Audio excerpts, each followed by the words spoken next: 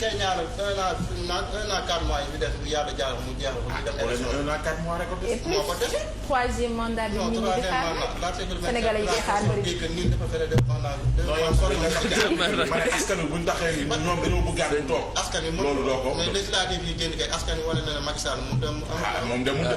demul mooy attention bëritul kilifa gi ak bu bokk te. non déedéet bëritul ay bu neem. mais ñoo bokk de. gars yi Macky Sall pare na ci nag Macky Sall pare na ci bàyyi. c'est pas faut même pas dire ça faut même pas dire ça. seul le peuple est souverain.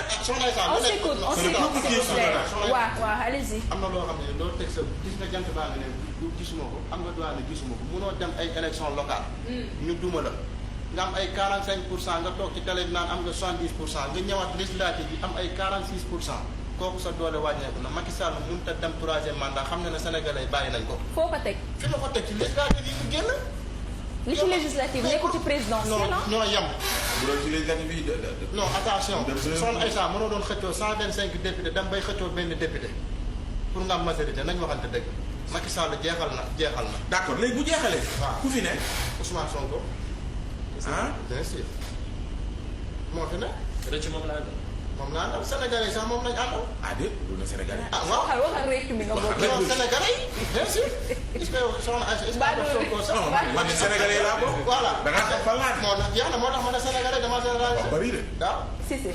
léegi ci lan nga sukkandiku ci ba nga ni Ousmane Sonko la lan la. li ma gis ci lu mu leen jaay. waaw Ousmane Sonko li ma gis ci moom dafa jub di nit ku baax indi loo xamante ni maanaam wax ne moom bu yoree réew mi kat daf kaa bëgg Sénégal bi 1960 ba tey gis nañ ne Sénégal dafa suuxe Macky Sall jaay na français yi lépp loolu nag la bëgg bu ñu ko yàlla dénkee réew contrat yi nga xam ne dafa baaxul moo xam France wala Turquie wala feneen contrat yooyu defaraat ko ba dëkk bi mën a taxawaat. te loolu wax nguuru Macky Sall nga xam ne dañoo sàcc alal yi nga xam ne depuis 2012 ba tey dañoo sàcc xaalis Sénégal yi 2024 loolu lépp ñu ñëw dugalaat ko ci Sénégal. dalal nañ fi Karim Wade nga may wax. ah Karim Wade kat Macky Sall génn na ko ci dëkk bi parce que koo xam ne sàcc deful dara.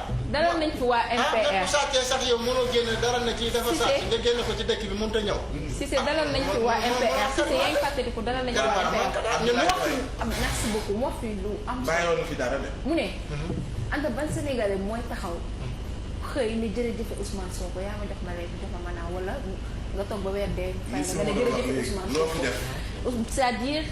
c'est-à-dire wax na fi keroog benn perspective lan la Ousmane Sonko defal Sénégalais yi ba fii ñu agsi nii. Ousmane Sonko jox soxna sëñ Macky Sall sax joxul Sénégalais yi lekk ak naan fii ku nekk fi nekk yaay dundal sa bopp wala say waajur dundal la non déedéet. yow yaay dundal sa bopp. yoon waa ngi dëng na. non lu mu dëndal. ah soxna Aïssa Ousmane Sonko joxuñu lu lekk joxuñu lu naan moo ñëw am programme ñu gis programme boobu gëm ko topp ko am nañ ci droit Macky Sall am na programme am na ñu ko ci jox. d'accord.